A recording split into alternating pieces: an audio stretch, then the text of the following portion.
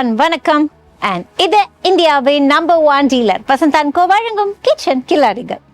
இந்த வாரம் நமக்கு 4 ரெசிபிஸ் இருந்தது. 4 ரெசிபிஸுமே வெஜ்ஜாக இருந்திருக்கு. அண்ட் என்னென்ன யார் யார் குக் பண்ணாங்க அப்படிங்கிறது இந்த வாரம் முழுக்க பார்த்துருந்தீங்கன்னா உங்களுக்கே தெரிஞ்சிருக்கும். அண்ட் எல்லா ரெசிபிஸுமே பார்த்தீங்கன்னா எப்பவுமே சொல்கிற மாதிரி தாங்க, வெஜிடேரியனில் ஒவ்வொரு வாட்டி ஒவ்வொரு ரெசிபியை குக் பண்ணும்போது பார்த்தீங்கன்னா அது ரிப்பீட்டடாக இருந்தால் கூட ஒவ்வொருத்தர்கிட்ட ஒரு டேஸ்ட்டை ஃபாலோ பண்ண முடியும். அண்ட் நான்வெஜ்ஜில் என்ன மிஸ் ஆகும் அப்படின்னா, நான்வெஜ் ரெசிபிஸ் யார் பண்ணாலும் ஒரு சில அந்த விஷயங்கள் கரெக்டாக இருந்ததுன்னா அது அப்படியே தான் இருக்கும். அதில் ஒரு ஃப்ரெஷ்ஷான டேஸ்ட்டு, நம்ம ஏதோ ஒரு இன்க்ரீடியன்ட் ஆட் பண்ணுறோம் அப்படின்னா அந்த ஆட் பண்ணுற இன்க்ரீடியன்ட்லேருந்து ஒரு ஃப்ளேவர், ஒரு டேஸ்ட் இதெல்லாம் மாற்றி கொடுக்க முடியுமா அப்படின்னா டவுட்டு தான். ஸோ வெஜிடேரியனோட சிறப்பு இதுவாக கூட இருக்கலாம். ஸோ இந்த வாரம் யாராருக்கு என்னென்ன கிஃப்ட்ஸ் போக போகுது அண்ட் யாராருக்கு என்னென்ன ஃபீட்பேக்ஸ் போக போகுது இது எல்லாத்தையும் தெரிஞ்சுக்கணுன்னா நம்ம ஷெஃப் பிரவீன் அவர்களை இன்வைட் பண்ணணும்.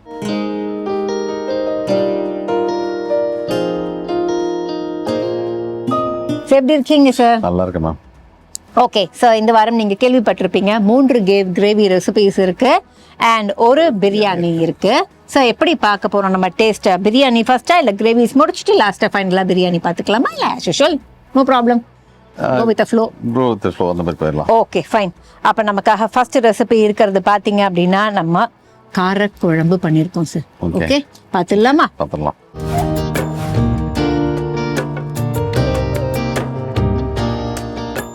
இப்போ காரக்குழம்புக்கு என்னென்ன இன்கிரீடியன்ஸ் தேவை அப்படிங்கிறத பார்த்துட்டு அப்படியே குக் பண்ண ஆரம்பிச்சிடலாம். கத்திரிக்காய், தக்காளி, முருங்கைக்காய், மாங்காய், எண்ணெய், உப்பு, புளி, சின்ன வெங்காயம், மஞ்சள் தூள், பூண்டு, கருவேப்பிலை, கொத்தமல்லி, வெந்தயம், கடுகு, குழம்பு மிளகாய்த்தூள், மல்லித்தூள்.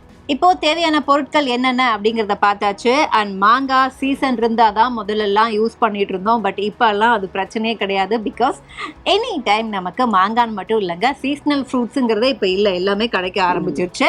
ஓகே, ஸோ இப்போ நம்ம என்னென்ன பண்ணி வச்சுருக்கோம் அப்படின்னு பார்த்தீங்கன்னா, முருங்கைக்காயை மேலே கொஞ்சம் லைட்டாக தோல் சீவி வச்சுருக்கோம். அதுக்கப்புறம் கத்திரிக்காவை ஸ்லிட் பண்ணி தண்ணியில் போட்டு வச்சுருக்கோம். அண்ட் வெங்காயத்தையுமே நம்ம தோல் உரிச்சு அண்ட் தக்காளியை ஃபைனாக இது பண்ணி வச்சுருக்கோம். ஸோ ஃபஸ்ட்டு ஒரு கடாயில் தேவையான அளவுக்கு எண்ணெய் விட்டு, எண்ணெய் நல்லா சூடானதுக்கப்புறம் கடுகு பொரிஞ்சதுக்கப்புறம் வெந்தயம் இது ரெண்டுத்தையும் போட்டு, இது ரெண்டும் நல்லா பொரிஞ்சதுக்கப்புறம் கருவேப்பிலையை ஆட் பண்ணுறோம். கருவேப்பிலையும் நல்லா பொரிஞ்சதுக்கப்புறம் கருவேப்பிலையை தொடர்ந்து சின்ன வெங்காயம் நல்லா ஃபைனாக பிளெண்ட் ஆகிட்டே இருக்கும்போது உரிச்ச பூண்டு வச்சுருந்தோம். தேவையான அளவுக்கு பூண்டு பல் ஆட் பண்ணோம். இது ரெண்டும் குக் ஆகிடுச்சு கொஞ்சம் அப்படின்னு தெரிஞ்சும்போது நம்ம சாப் பண்ணி வச்சுருந்த தக்காளியை ஆட் பண்ணோம். தக்காளியை ஆட் பண்ணிவிட்டு தக்காளி நல்லா வதங்கிட்டே இருக்கும்போது உப்பு தேவையான அளவுக்கு ஆட் பண்ணிவிட்டு முருங்கைக்காவை ஆட் பண்ணோம். முருங்கைக்காவை ஆட் பண்ணிவிட்டு என்னென்ன பவுடர்ஸ் எடுத்து வச்சுருந்தோமோ அதெல்லாம் 1 by 1 ஆட் பண்ணோம். என்னென்ன அப்படின்னு பார்த்தீங்கன்னா, தேவையான அளவுக்கு மஞ்சள் தூள், குழம்பு மிளகாய்த்தூள், அதுக்கப்புறம் மல்லித்தூள், மிளகாய்த்தூள் இது எல்லாத்தையும் ஆட் பண்ணிவிட்டு நல்லா அதை சாட் பண்ணிகிட்டே இருக்கணும். இது நல்லா சாட் ஆகிட்டே இருக்கும்போது நம்ம ஸ்லிட் பண்ணி வச்சுருந்த கத்திரிக்காய் இருந்தது, கத்திரிக்காவை ஆட் பண்ணிவிட்டு கொஞ்சம் நேரம் அதில் தண்ணி தேவையான அளவுக்கு ஊற்றிட்டு ஒரு 2 minutes க்ளோஸ் பண்ணி வைக்கணும், அது கொதிக்கிறதுக்காக. அது கொதிச்சிருத்தின்னு தெரிஞ்சதுக்கப்புறம் நம்ம தேவையான அளவுக்கு மாங்காய் வச்சுருந்தோம். மாங்காவை ஆட் பண்ணிவிட்டு மாங்காய் கொஞ்சம் குக் ஆனதுக்கப்புறம் நம்ம புளியை கரைச்சி ஊற்றணும். ஸோ புளி எடுத்து வச்சுருந்தோம் தேவையான அளவு, அதை கரைச்சி ஆட் பண்ணிவிட்டு அதுக்கப்புறம் மற்ற காய்கறிகள்லாம் கொஞ்சம் வேகணும் அப்படிங்கிறதுக்காக தண்ணியும் ஆட் பண்ணிவிட்டு உப்பையுமே சரி பார்த்துட்டு க்ளோஸ் பண்ணி வச்சிடணும். புளியோட பச்சை வாசனை அதுக்கப்புறம் காய்கறிகள் இதெல்லாம் வெந்ததுக்கப்புறம் கொத்தமல்லி தூவி இறக்குனீங்க அப்படின்னா இதுதான் காரக்குழம்பு. காரக்குழம்பு என்ன ஸ்பெஷல் இதில் கத்திரிக்காய் மாங்காய் போட்டிருக்கேன் சார். மாங்காய் ப்ளஸ்ஸு முருங்கைக்காய் இல்லை காய் சாம்பார் தவிர மற்றபடி ஸ்பெஷாலிட்டி இதில் ஏதாவது குக்கிங்ல ஏதாவது டிஃப்ரெண்ட்டாக பண்ணியிருக்கீங்களா? சாம்பார் வெங்காயம் போட்டிருக்கேன் சார். பூண்டு முழுசாக போட்டிருக்கேன். பொதுவாக காரக்குழம்புல பூண்டு வெங்காயம்லாம் போட்டிருக்கேன். மற்றபடி மசாலாவில் ஏதாவது ஸ்பெஷலாக ஏதாவது மசாலா சீரகம் தூள் கொஞ்சம் கலந்த தூள் இந்த மாதிரி கொஞ்சம் தூள் ஐட்டெலாம் கொஞ்சம் போட்டு ஆட் பண்ணியிருக்கேன் சார். ஆயில் கம்மியாக இருக்குது. ஓகே, எல்லாம் கொஞ்சம் ஆயில் அதிகமாக போடுவாங்க, நான் கொஞ்சம் கம்மியாக பண்ணி போட்டுருக்கேன் சார்.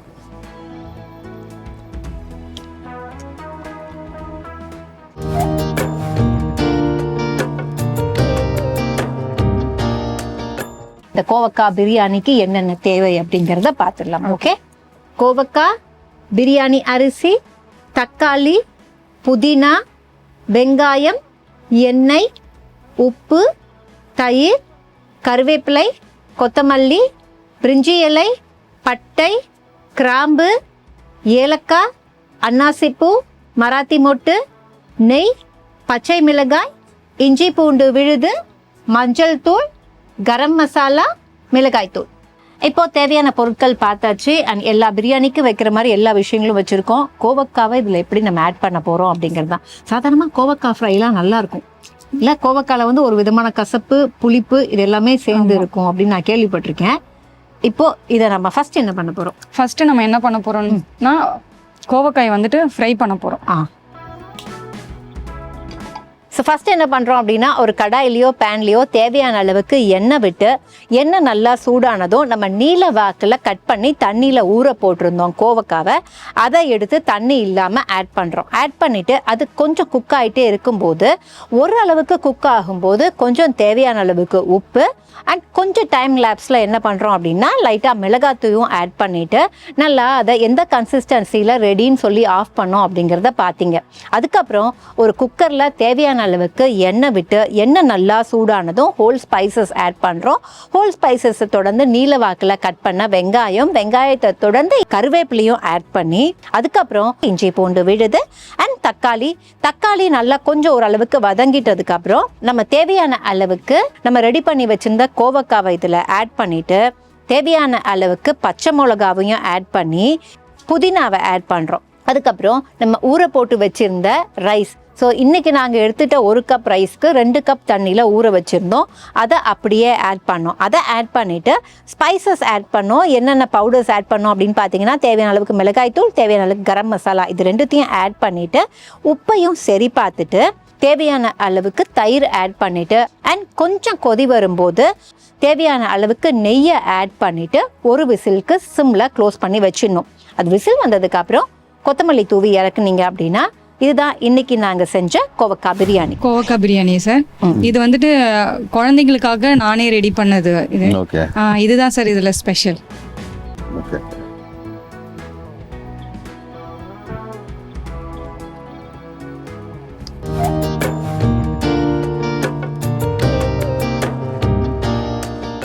அண்ட் இன்னைக்கு பன்னீர் பட்டர் மசாலா குக் பண்றோம்னு சொல்லியிருக்கோம்.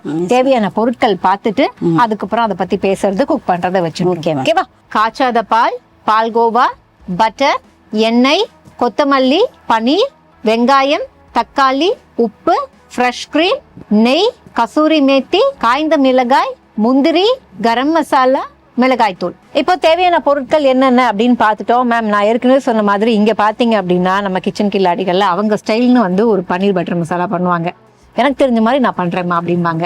இன்னும் சில பேர் பார்த்தீங்க அப்படின்னா நோனோ நான் வந்து ஆத்தென்டிக்காக நார்த் இந்தியாவில் இப்படி தான் பண்ணுவாங்க. இது என்ன ஸ்டைல் நம்ம பண்ண போகிறோம்? இது வந்து சப்பாத்தி செஞ்சு கொடுத்தா பசங்க சாப்பிட மாட்டாங்க. இந்த மாதிரி வந்து நம்ம செஞ்சு கொடுத்தா பசங்க சாப்பிடுவாங்க. இது என்னுடைய ஸ்டைல்ல தான் நான் செய்யறேன். Okay, fine. அதை முதல்ல நம்ம கேட்டுக்கணும். எதுக்கு அப்படின்னா பன்னீர் பட்டர் மசாலால நிறைய ஸ்டைல் இப்போ வந்து வர ஆரம்பிச்சிடுது. சும்மா நமக்கு வந்து ஓகே ஒரு கிரேவி காலி ஆகலை, அந்த கிரேவி இருக்குன்னா அதில் பன்னீரை போட்டு பன்னீர் பட்டர் மசாலான்னு கொடுக்க ஆரம்பிச்சுட்டாங்க. அந்த அளவுக்கு நமக்கு வந்து அவ்வளோ அது அஃபெக்ட் ஆயிருக்கு.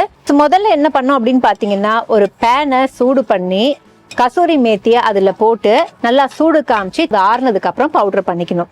அதுக்குள்ள என்ன பண்ணோம் அப்படின்னா, ஒரு பேன்ல தேவையான அளவுக்கு எண்ணெய் அண்ட் வெண்ணெய் இது ரெண்டுத்தையுமே ஆட் பண்ணி அது நல்லா மெல்ட் ஆனதுக்கு அப்புறம் வெங்காயம், வரமிளகாய், கேஷ்யூ நட், தக்காளி இது எல்லாத்தையுமே போட்டு நல்லா ஃபைனாக சால்ட் பண்ணி வச்சுருக்கணும். ஸோ வச்சதை ஆறுனதுக்கு அப்புறம் நல்லா அரைச்சி விழுதாக்கிக்கணும்.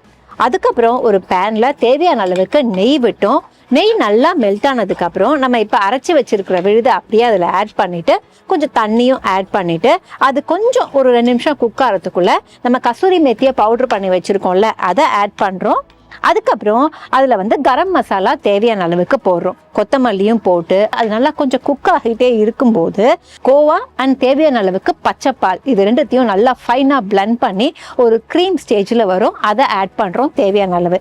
அதை ஆட் பண்ணதுக்கப்புறம் கொஞ்சம் ஃப்ரெஷ் க்ரீமை ஆட் பண்ணிவிட்டு உப்பை சரி பார்த்துட்டு ஃபைனலாக பன்னீரை ஆட் பண்ணி அது நல்லா குக் ஆகி பன்னீர் பட்டர் மசாலாவோட கன்சிஸ்டன்சி அண்ட் பன்னீரும் குக் ஆனதுக்கப்புறம் இறக்குனீங்கன்னா இதுதான் இன்னைக்கு நம்ம செஞ்ச பன்னீர் பட்டர் மசாலா. இது வந்து நம்ம வீட்டில் பண்ணுற மாதிரி பண்ணாமல் நான் வந்து ரெஸ்டாரண்ட் ஸ்டைலில் பண்ணியிருக்கேன் சார். ஓகேம்மா.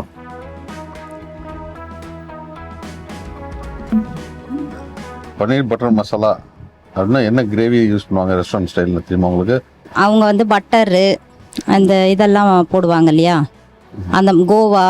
இல்லை அந்த கிரேவி பேர் ஒன்று சொல்லுவாங்க, அதுக்கு தெரியுமா என்ன கிரேவின்னு தெரியுமா? புரியல சார். அதாவது பன்னீர் போடாம அந்த கிரேவிக்கு ஒரு தனி பேர் இருக்கு, அந்த பேர் தெரியுமா? மக்கானி. ஓரளவுக்கு எனக்கு தெரியும் சார். எனக்கு ஏதாவது gift தருவீங்களா சார்? Okay sir.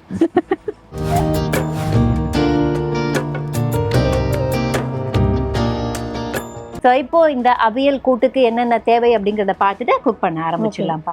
வாழைக்காய், தயிர், புடலங்காய், கத்திரிக்காய், தேங்காய், பச்சை மிளகாய், காய்ஞ்ச மிளகாய், கடுகு, பூண்டு, மஞ்சள் தூள், சின்ன வெங்காயம், தட்டி வச்ச பூண்டு, ஜீரகம், உப்பு, கருவேப்பிலை, எண்ணெய், கேரட், கொத்தமல்லி, பீன்ஸ், கொத்தவரை, முருங்கைக்காய். ஸோ இதில் என்னன்னு சொல்லியிருக்கோம், எண்ணெய் தேங்காய் எண்ணெய் ஏதாவது எடுத்துருக்கோமா இல்லை ரீஃபைண்ட் ஆயில் தான்? ரீஃபைண்ட் ஆயில் தான். Super, fine. நமக்கு தேவை ரீஃபைண்ட் ஆயில் தான் வீட்டில் இருக்கும், அதனால அதுலேயே நம்ம குக் பண்ணிடும். ஏன்னா ஒரு சில பேருக்கு பார்த்தீங்கன்னா கண்டிப்பாக அந்த தேங்காயோட ஃப்ளேவர் பிடிச்சவங்க இருக்காங்க, பிடிக்காதவங்க இருக்காங்க. எடுத்தோடனே ஆன் பண்ணிடலாமா? அரைக்க வேண்டிய விஷயங்கள் ஏதாவது இருக்கா? ஆமாம் மேம், தேங்காய் அரைக்கணும். ஓகே, இப்போ ஃபஸ்ட்டு குக் பண்ணலாமா அரைக்கலாமா? இல்லை, நம்ம ஃபஸ்ட்டு காயெல்லாம் போட்டு வேக வச்சிடலாம். அந்த வேந்துட்டு இருக்கும்போது நம்ம தேங்காய். ஃபைன், அப்போ நம்ம ஆன் பண்ணிடலாமா ஸ்டவ்? குக்கரில் தேவையான அளவுக்கு எண்ணெய் விட்டு, எண்ணெய் நல்லா சூடானதுக்கப்புறம் புடலங்காய், கேரட், கொத்தவரை, பீன்ஸ், முருங்கைக்காய், அதுக்கப்புறம் வாழைக்காய், கத்திரிக்காய் அண்ட் எல்லாத்தையுமே போட்டு ஃப்ளேவருக்காக சின்ன வெங்காயத்தை நல்லா கட் பண்ணி அதில் ஆட் பண்ணிவிட்டு தேவையான அளவுக்கு தண்ணி விட்டுட்டு ஒரு விசிலுக்கு நம்ம விட்டுறணும். அந்த கேப்பில் நம்ம என்ன பண்ணுறோம் அப்படின்னா, மிக்ஸி ஜாரில் தேவையான அளவுக்கு தேங்காய், பச்சை மிளகாய், பூண்டு, ஜீரகம், கொஞ்சம் மஞ்சள் தூள், இது எல்லாத்தையும் ஆட் பண்ணிவிட்டு நல்லா தண்ணி ஊற்றி பிளெண்ட் பண்ணிடணும். பிளெண்ட் பண்ணி முடிச்சதுக்கப்புறம் நமக்கு காய்கறிகள் ரெடி ஆனதுக்கப்புறம் ஒரு கடாயில் தேவையான அளவுக்கு எண்ணெய் விட்டு, எண்ணெய் சூடானதுக்கப்புறம் கடுகு, ஜீரகம் இது ரெண்டும் போட்டு இது நல்லா பொரிஞ்சதுக்கப்புறம் வரமிளகாய், நல்லா சாப் பண்ண சின்ன வெங்காயம், தேவையான அளவுக்கு கருவேப்பிலை போட்டு அண்ட் இடித்த பூண்டு ஆட் பண்ணிவிட்டு அதுக்கப்புறம் நம்ம குக்கர்லேருந்து எடுத்த காய்கறிகள், அவிச்ச காய்கறிகளை போட்டு அதை கொஞ்சம் குக் பண்ணிவிட்டு நம்ம மசாலா ரெடி பண்ணி வச்சுருந்தோம் இல்லையா, வெட் மசாலா, அதையும் ஆட் பண்ணி கொஞ்சம் தண்ணியும் ஆட் பண்ணி நல்லா கொதிக்க வேணும். இதெல்லாம் சேர்ந்து கொதிச்சு வரும்போது உப்பை சரி பார்த்துட்டு ஃபைனலாக தயிர் தேவையான அளவுக்கு ஆட் பண்ணிவிட்டு ஒரு லைட் சின்ன கொதி வந்தப்போ இறக்கிடணும். இறக்குனதுக்கப்புறம் கொத்தமல்லி தூவி இருக்கும். இதுதான் இன்னைக்கு நாங்கள் செஞ்ச செய்முறை. ஸ்பெஷல் என்னென்னா, அல்சர் இருக்கும் இல்லையா சார், நிறைய பேருக்கு காரம் ஒத்துக்காது. அதனால் இது வந்து குழந்தைங்களும் சாப்பிடலாம், அல்சர் பேஷண்ட் எவ்வளோ சாப்பிடலாம் சார். வயிற்றுக்கு நல்லா இருக்கும். தேங்காய் தான் அவியல். ஓகே, அவியல் கேரளா ஸ்டைலில் பண்ணியிருக்கீங்களா இல்லை தமிழ்நாடு ஸ்டைலில் பண்ணியிருக்கீங்களா? கேரளா ஸ்டைலில் தான் சார். கேரளாவில் எல்லா காயும் போட்டு அவியல் செய்வாங்க. ஓகே,